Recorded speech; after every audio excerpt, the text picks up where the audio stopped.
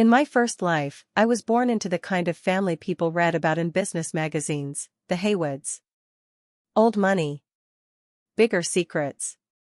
My father sat on more boards than I could count, and my mother managed a social calendar that rivaled a Fortune 500 schedule. I was their only daughter, raised with charm and polished like a gemstone to be displayed. In our world, dating wasn't about love, it was about leverage. Every gala, every foundation dinner, every private yacht party was a parade of eligible men trying to prove their worth. Ivy Hayward, the girl with the perfect pedigree. Everyone wanted to marry me. At first, I found it exhausting. Men smiled too wide, dropped lines too rehearsed. But then came Nathan. He wasn't like the others. He didn't try too hard. He didn't name drop or brag. He asked about me, my dreams, my opinions, my thoughts on art, of all things. He was charming in a quiet, calculated way, and I fell for it like a fool. My parents were skeptical. His family wasn't old money, just rich. New tech. But Nathan was sleek and spotless, the face of a new generation of moguls. He won everyone over, including me. Within months, we were engaged. The media called it a modern-day fairy tale. I thought I was marrying a man who saw me. But after the wedding, everything changed. He stopped pretending. I wasn't his partner, I was his asset. He used my last name to get access to deals he'd never be offered on his own. Suddenly he was meeting with people my family had spent decades cultivating, and I wasn't invited to the room. My trust fund became our capital. My connections became our network. And slowly, piece by piece, everything that made me powerful was redirected to serve him. He didn't hit me. He didn't scream. He just erased me. Bit by bit. And when I asked where he went at night, he'd laugh. "Don't be dramatic," he'd say, brushing lipstick off his collar like it was dust. Every woman I suspected turned out to be true. I confronted him once. Just once. He smirked and told me, "You're Hayward royalty. You think that means something, but without me, you're just another spoiled brat with a trust fund." I tried to gather evidence, emails, receipts, account transfers. I planned to expose him. I even reached out to my old lawyer in secret. But Nathan was always 5 steps ahead. He must have found out. One night, he said he was taking me to a private retreat for our anniversary. Somewhere we could reconnect. The place was massive. Isolated. A private estate in the hills he claimed he had just acquired. That night, he handed me a glass of wine. I don't remember finishing it. I remember waking up in a room with no windows. No handles. Concrete walls. The air was cold and metallic. The lights were dim and flickered every few hours. At first, I screamed. I kicked the door. I cried until I couldn't breathe. But no one came. Days passed. Maybe weeks. I lost track of time. Food trays slid in through a gap beneath the door, but I never saw a face. My phone was gone. My voice was hoarse from screaming. And when I tried to sleep, I'd dream of sunlight but wake up in darkness. I thought about every mistake I made. Every warning sign I ignored. Every time I thought love would protect me. It didn't. I was a Hayward, and I was disposable. The night I died, it wasn't dramatic. My body didn't give out. My mind did. I remember sitting in that dark room, knees tucked to my chest, whispering my name just to remember it. Then everything faded. And then I woke up. In my old bed. At home. Before the wedding. My phone was buzzing beside me. The date was 2 years earlier. My heart stopped. I rushed to the mirror. My face, fresh, untouched by grief. My eyes weren't hollow. My hands didn't tremble. Downstairs, I heard my mother on the phone, arguing with the Hayashi family about their son missing a charity brunch. The same brunch where I'd first met Nathan. I wasn't crazy. I was back. This time I wasn't going to be a prize. I wasn't going to fall for the perfect man.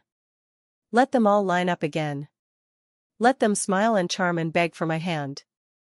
I'd entertain them. I'd toy with them. And when Nathan came around again, because he would, I'd be ready. But the person I would truly trust? The only one who had never asked me for anything? Leo. My old friend from the neighborhood before we moved into gated communities. Poor, quiet Leo. The boy who used to fix my bike without saying a word. The one who disappeared after high school because he wasn't good enough. He would become my secret. My weapon. And together, we'd burn Nathan's empire to the ground. The first thing I did after waking up in my second life was test the timeline. It wasn't a dream. The date matched. The brunch with the Hayashis was today, which meant Nathan would be there, standing next to his investor father, flashing that charismatic smile that once fooled me. I didn't go. Instead, I feigned a migraine, locked my door, and sat at my desk with a notebook, writing everything I remembered from the future, the people Nathan charmed, the companies he stole, the shell corporations he used, and most importantly, the exact week he first approached me. If I was going to destroy him, I needed to start before he even knew I was a threat. I spent the next few weeks pretending to be the same girl I was back then. I wore the same dresses, attended the same parties, smiled the same way. But this time I listened more than I spoke. I memorized the names of the men trying to court me: Landon, with his family's hotel chain; Marcus, the banking heir; Jet, the foreign investor's son. They were all circling, just like before. They wanted the Hayward brand attached to their legacy. I let them think I was playing their game. I wasn't. I was rewriting the rules. I never let them get too close. I hinted at exclusivity, teased vulnerability, then pulled back. Meanwhile, I used their interest to extract information. I asked the right questions at the right dinners. I praised their fathers' companies just enough to get them talking. What they didn't realize was that I was building a map of assets, allies, and weaknesses. But even with all the power I had, there were limits. The truth was, I needed someone who could go where I couldn't. Someone who could slip behind the curtain while the spotlight was on me. That someone was Leo. In my first life, I had lost touch with him after we moved into the gated mansion in Crest Hill. He came from a working-class family and was never invited into our world of private clubs and press photos. But he was smart. Smarter than most of the men I'd ever met. And when I saw him again, outside a tech repair shop downtown, his head down, hands greasy, I almost cried. He didn't recognize me at first. "Ivy," he said slowly, like he wasn't sure if he should believe it. I hugged him. Hard. He didn't hug me back. Not at first. When I pulled away, he looked confused, even wary. "What are you doing here?" he asked. "I need a favor," I said, ignoring the lump in my throat. "Actually, I need a partner." He blinked. "In what?" "Taking someone down." I gave him a name. Nathan. His jaw tightened. He didn't ask questions. Not then. But he didn't say no either. Over the next month, we met in secret, cheap cafes, alley corners, abandoned rooftops. Leo had a network of his own. Friends in logistics, warehouse security, junior IT jobs. People who saw things no CEO ever noticed. He started feeding me data, shipping records, meeting logs, calls made from burner phones. At first, it was hard to believe how much he could get his hands on. But then again, Leo was invisible to the elite. And invisibility was a weapon. In public, I continued playing the desirable heiress. I danced with Landon at charity auctions, let Marcus hold my hand at polo matches, even gave Jet a shy kiss on the cheek at a gala. Every move was strategic. Every smile a weapon. And then, one morning, I got the call. "He's asking about you," Leo said. "Nathan." Right on schedule. I sat on the balcony of my family's penthouse, tea untouched, eyes locked on the city skyline. Let him come, I said.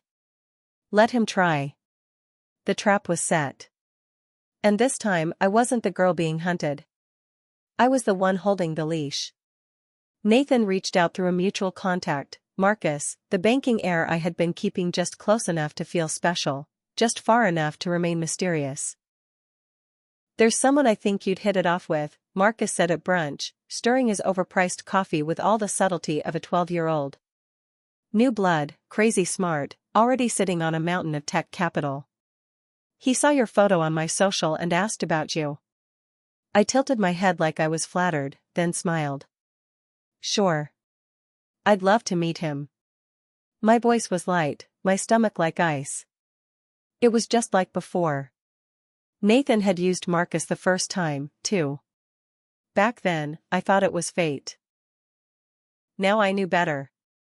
I planned my outfit with care, sleek, minimal, confident. Something I would have worn in my late 20s, not as a 20-year-old still trying to be liked. I met Nathan at a rooftop bar overlooking the city, the same one we first connected in. He stood when I arrived, smooth as ever. Same crisp suit. Same casual smirk. But this time I didn't feel drawn in. I felt armed. Ivy Hayward, he said, reaching out. I've heard too much about you to pretend I'm not a little intimidated. I gave him my hand and let it linger for exactly 2 seconds. That makes 2 of us, Nathan. His eyes widened slightly, surprised I already knew his name. Let him wonder. We talked. He flirted.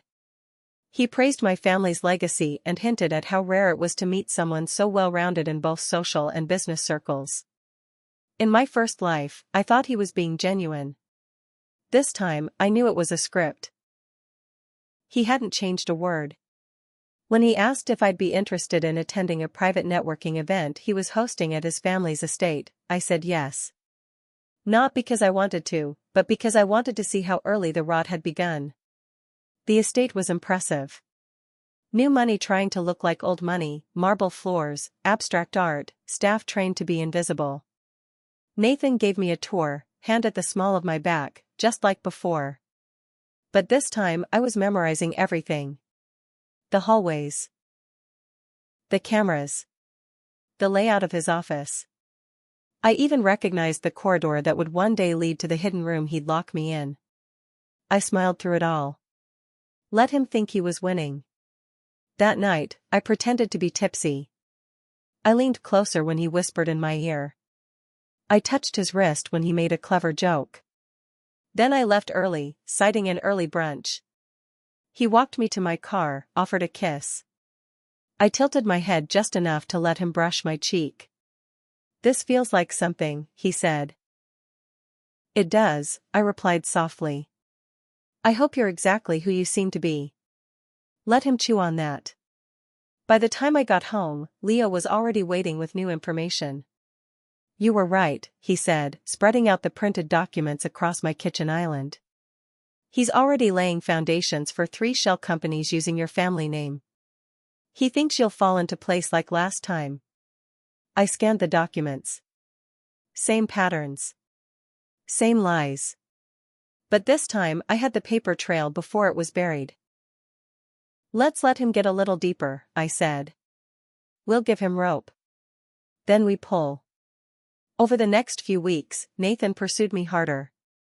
Flowers, gifts, private chefs, sweet texts at midnight. I responded just enough to keep him hooked. Behind the scenes, Leo tracked every deal Nathan made. We started bleeding him, quietly. Whispered warnings to partners. Reassigned board loyalties. Leo leaked select details through anonymous emails. Nathan didn't even notice. He thought he was climbing. He had no idea we were cutting every rung beneath him. And while all this was happening, something unexpected began to change. Not with Nathan, but with Leo. At first, I saw him as a tool, a trusted shadow. But every time he looked at me, really looked at me, it wasn't with pity or desire. It was with belief. Like I wasn't just some broken girl trying to fix a mistake, but a force building something greater. And that belief, it felt dangerous. Because for the first time in both my lives, I felt seen. And I wasn't sure I was ready for what that meant. The closer I let Nathan think he was getting, the more dangerous the game became. His attention was a net, tightening with every dinner, every headline, every photo of us carefully leaked to society pages. He thought he was playing me, winning me, shaping me into his perfect accessory again, but this time I was the one choosing the angles. I knew how the narrative worked. Heirs Ivy Hayward and tech mogul Nathan Cole spotted at Gala wasn't just a headline. It was bait. And the board ate it up. Investors shifted. Stockholders whispered. Partnerships bent in our direction, all according to plan. Meanwhile, Leo kept pulling threads behind the curtain. He found the name of the woman Nathan had his first affair with, same girl, same company tie-in, same hush-hush settlement filed under a fake name. Leo traced the IPs used to forge my signature in the first life, tracked the tax loopholes Nathan used, the under-the-table deals I had missed the first time. He was surgical, quiet, brilliant. We met in secret less and less. Sometimes we'd just sit in my car, parked near the edge of the city, the skyline glowing behind us. One night, I handed him a flask and asked, half joking, "Did you ever think we'd end up here?" He didn't laugh. He just looked at me and said, "I always knew you'd end up above them all. I just never thought I'd get to watch it happen." And my heart, carefully armored and kept at bay, thudded once, loud enough to feel, silent enough to ignore. Nathan had no idea any of this was happening. He was too busy building his image, too busy arranging our future. When he proposed, again, it was in front of an audience. A masquerade gala hosted by a foundation I used to chair. He gave a perfect speech about fate and timing and second chances. Cameras flashed. Guests swooned. I stared at the ring, the same one he used before. It glittered like a promise. I took a breath. And I said yes. The room erupted. Champagne spilled. Nathan kissed my hand, my cheek, my temple. And behind the mask I wore, I smiled like a woman in love. But inside, I was counting down the days. We set the wedding date, same venue, same guest list. I recreated every step, every choice, every illusion from the first time. I wanted the symmetry. I wanted him to feel safe. I wanted him completely exposed when it shattered. And he was so proud of himself, so convinced he had me wrapped again, that he never saw the cracks forming. My father had pulled his shares from Nathan's venture fund. My mother had slowly begun rerouting our family foundation's name out of his press materials. And Leo had inserted a Trojan into Nathan's entire digital infrastructure. His files, messages, backups. The week of the wedding, it would all go public. But then something happened that I hadn't planned. Leo kissed me. It wasn't part of the plan. We were standing in the rain outside the old bookstore where we used to hide from our parents as kids. I had been venting, angry, tired, overwhelmed. And he just stepped forward. Gentle, certain, nothing rushed. His hands found my jaw and I didn't stop him. I didn't even flinch. Because in that moment, the world finally made sense. It wasn't a kiss out of pity or passion. It was belief. And I kissed him back. I knew what it meant. I knew what would happen if Nathan ever found out. But I didn't care. I was no longer afraid of Nathan Cole. I was about to become the woman he thought he could never lose, and then show him just how wrong he was. The morning of the wedding arrived like a scene from Déjà Vu. Bright skies, humming staff, my mother micromanaging florals, my father checking numbers in the corner like it was just another investment. The estate grounds were flooded with guests in designer suits and glittering gowns, every last one of them eager to witness the union of the Hayward name and Nathan's rising empire. Only this time, they weren't here to celebrate. They were here to watch it all fall apart. I wore the same dress from my first life. The one with the sheer back and embroidered neckline that Nathan had once whispered made me look like a goddess. I wore it again not because I wanted his approval, but because I wanted him to see what he was losing in full clarity. Every detail, every moment, every smile was perfectly calculated. When Nathan saw me walking down the aisle, his expression was smug, victorious. He didn't know I had already spoken to the officiant. He didn't know that while he stood there, confident and composed, his entire company's data infrastructure was disintegrating beneath his feet. At the altar, he leaned in. "You're glowing," he whispered. "Like you were made for this moment." I smiled. "I am." The ceremony began. Vows were spoken. But just before the rings, I took a step back and raised my hand. The room fell silent. I looked out at the audience, business magnates, politicians, media heads. All the same faces from my first wedding.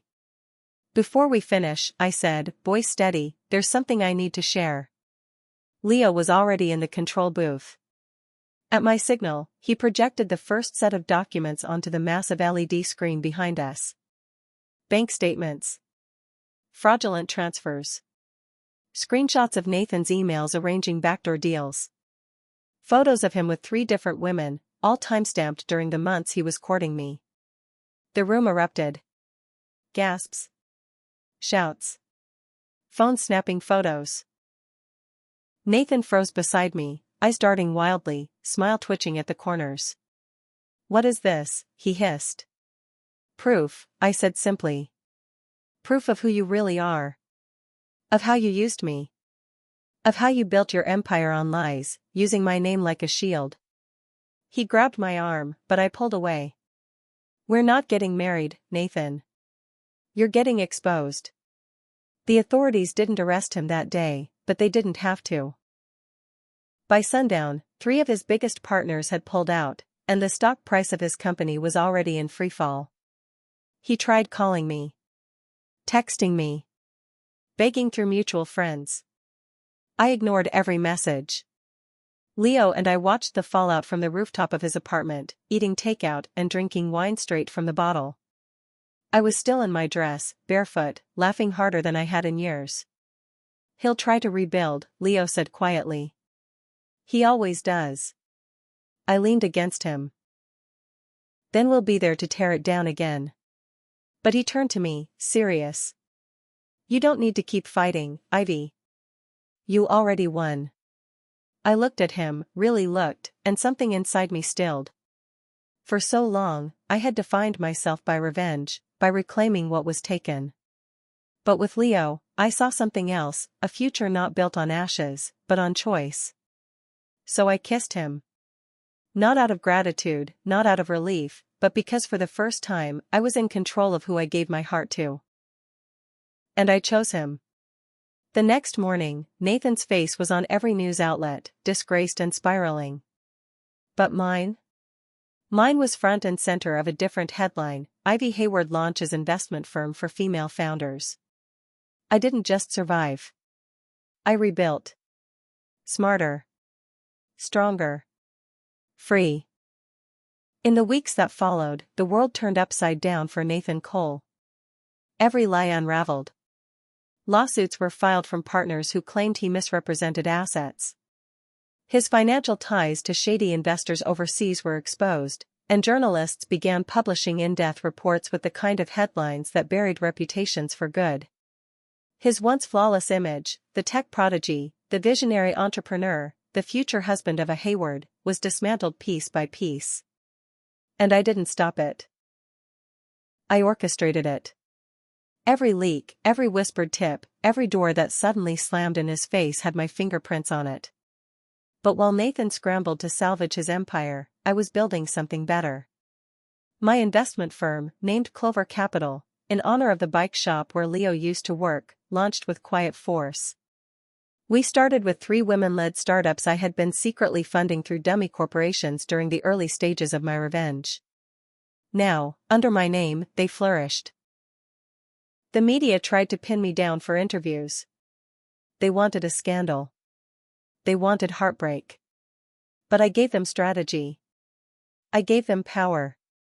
I gave them a woman who didn't cry over betrayal, she profited from it. Behind the scenes, Leo and I became more than just partners. There was something natural about us, something steady. Where Nathan had made me feel like I was constantly trying to earn my place, Leo made me feel like I already had it. He never treated me like a trophy or a weapon. He saw me as I was, flawed, ruthless, recovering, and still worth loving. We kept our relationship private at first, partly because I wanted it that way, and partly because Leo hated the spotlight. "Let them talk about you," he'd say. "I'm happy being the man in the background making sure no one dares touch you again." But the world is never satisfied with mystery. Paparazzi caught us once, leaving the old bookstore where he kissed me for the first time. The photo went viral. Me in heels and a sharp blazer, him in work boots and a hoodie, our fingers loosely tangled. The internet exploded. "Eris trades mobile for mechanic" was the headline that made me laugh so hard I nearly choked on my espresso. But it also stirred something more dangerous. Nathan saw it. And for the first time, he broke his silence. A press release. A thinly veiled attempt to regain control. He denied the allegations, claimed I had framed him, painted himself as the victim of a calculated media attack fueled by personal bitterness. It was pathetic. But it worked on some. There were still people who wanted to believe the charming version of him they once loved. So I did something I never thought I'd do. I went on camera. Not for a dramatic tell-all, not for revenge porn, but for truth. I sat down for a single, live-streamed interview. No makeup artist. No script. Just me, a black turtleneck, and years of fire building in my chest. I told my story. I didn't cry. I didn't scream. I spoke like a woman who had lived through the darkest room and come out unbroken. I didn't name Leo, didn't mention our kiss, didn't drag my family into it. I focused on the facts, what Nathan did, how he did it, and how women like me were raised to smile through betrayal for the sake of appearances. When the stream ended, I shut my laptop and exhaled. And then I waited. I didn't have to wait long. By midnight, Nathan had lost 3 more board seats. His former allies abandoned him like a sinking ship. The next morning, his estate went up for sale. The one with the secret room. And that night, as I stood on the balcony of Leo's apartment wrapped in one of his hoodies, I saw the listing go live and smiled. The house that once held me captive would now be auctioned off to the highest bidder. And the best part? I already had a silent offer on it, under Leo's name. Let Nathan watch the deed change hands. Let him know that even the walls that broke me now belonged to someone who never would. When the sale finalized, I didn't tell Leo right away. I waited until we were walking through the city at dusk, holding hands like we had nowhere better to be, when I slipped the folded paper into his back pocket. He raised an eyebrow but didn't open it until we got home. The look on his face when he saw the deed was something I'll never forget. Half disbelief, half understanding, and something deeper that made my chest ache. "You bought the house?" he asked, voice low. "Our house now," I corrected, resting my head against his shoulder. The same place he locked me away. The same place I thought would be my grave. Leo didn't speak for a while.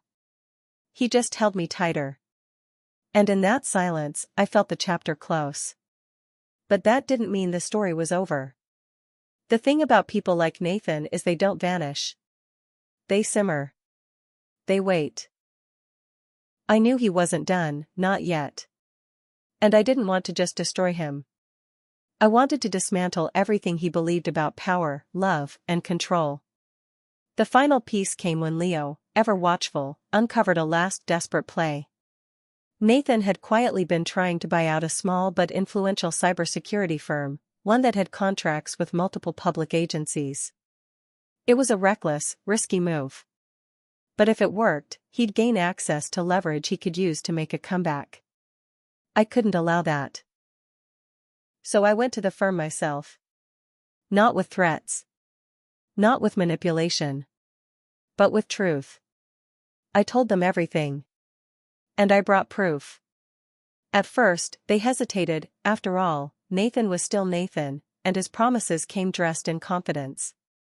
But then I brought Leo into the room. And Leo, in his quiet, factual way, explained exactly how Nathan planned to use them. It was enough. They signed with us instead. With Clover Capital.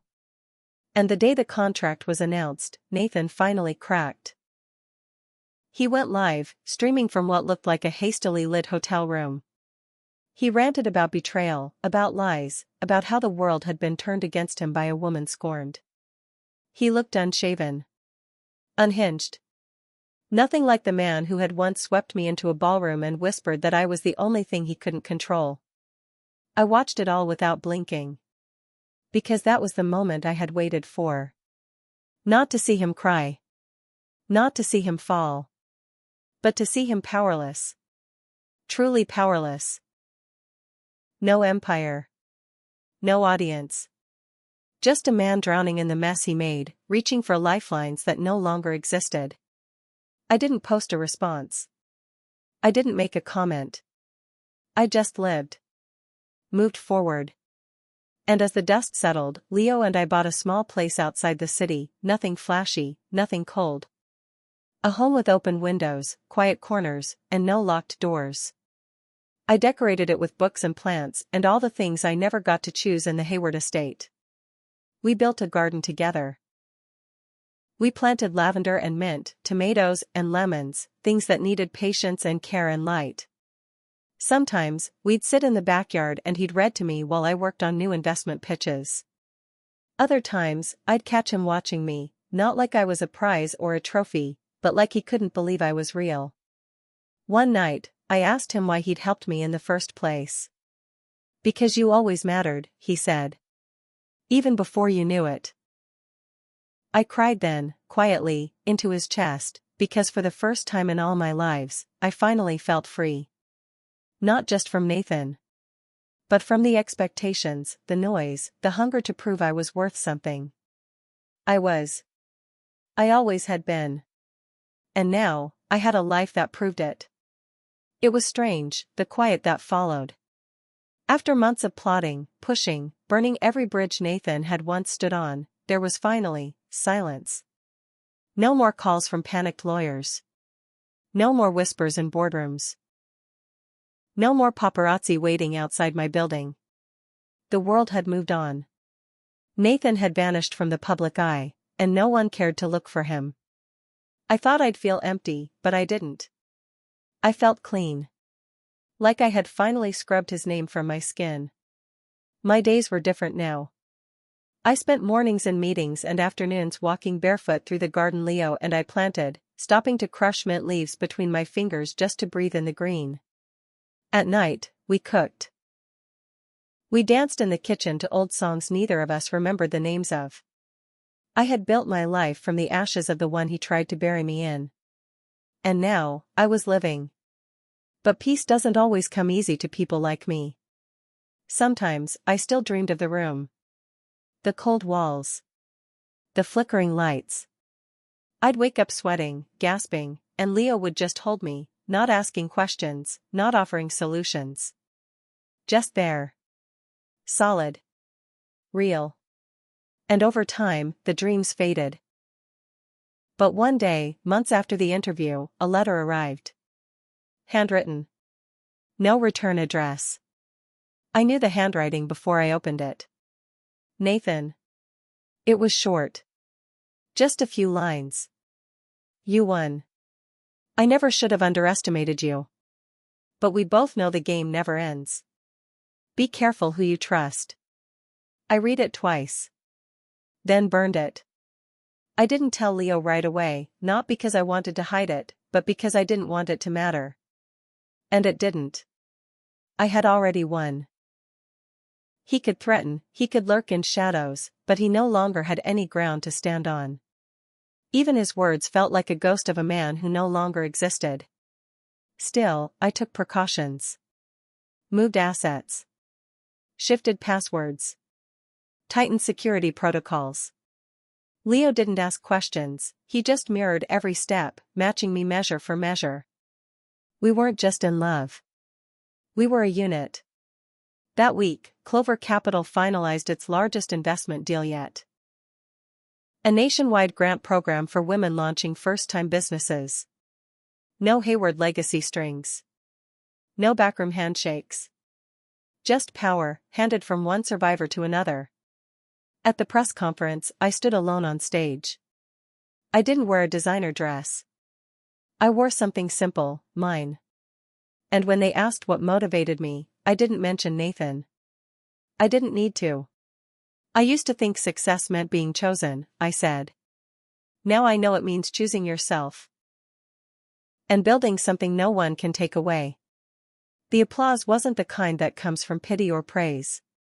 It was the kind that echoes.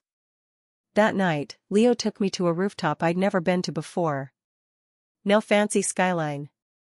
Just open air and stars. He had a small box in his hand. My breath caught.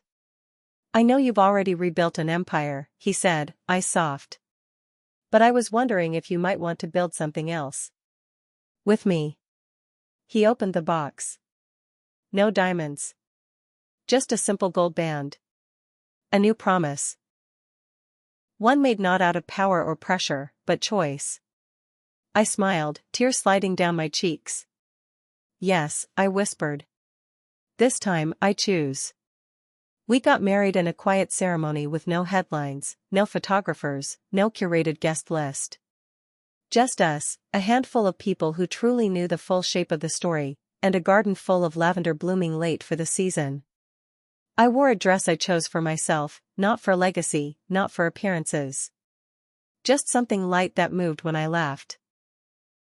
Leo stood across from me in a suit that didn't try to impress anyone, and when he took my hands, there was nothing performative about it.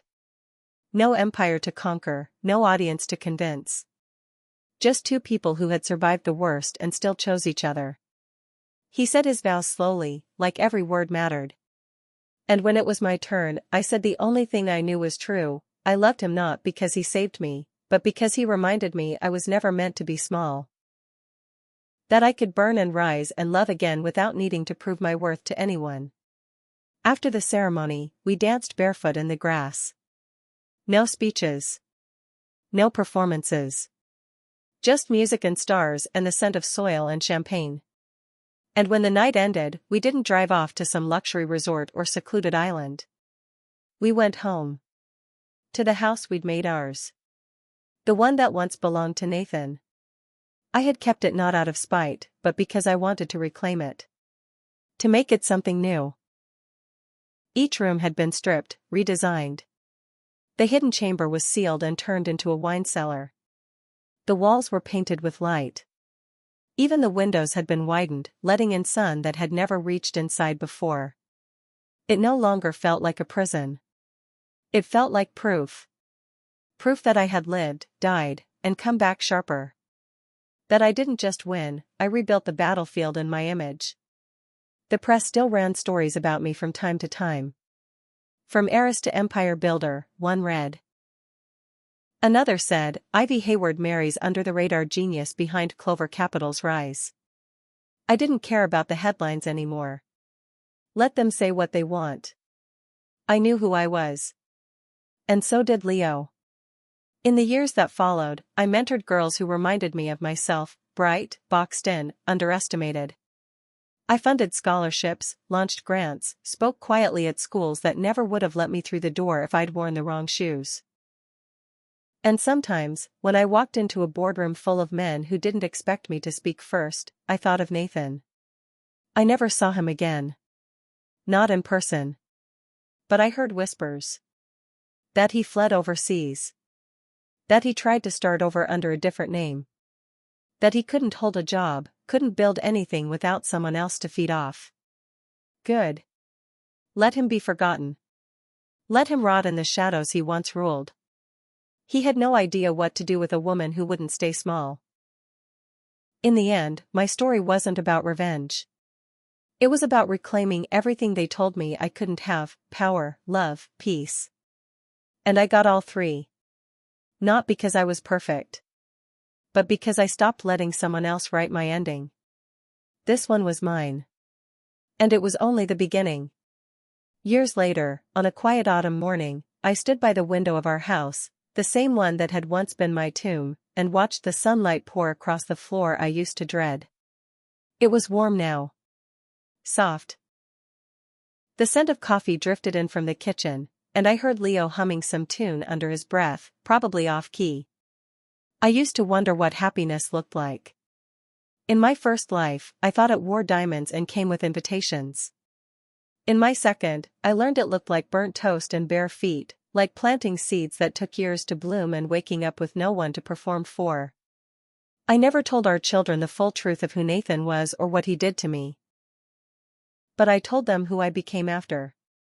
I told them about building from pain, about walking through fire and not letting it consume you. I told them to never fall for perfection, only for truth. Clover Capital became one of the most trusted investment firms in the country. Not because we made the most money, but because we changed what wealth meant. We backed startups led by women, by immigrants, by people who had been told no too many times. And when those companies succeeded, we didn't just celebrate, we grew louder. Bolder. We rewrote the rules we had once been forced to play by. People would sometimes ask how I stayed so calm in boardrooms full of men who underestimated me. I always smiled and said, I've been trapped in worse places than this. And that was true. But I never felt trapped again. Because I remembered. I remembered the darkness. The silence. The betrayal. I remembered the girl who cried for help and got none.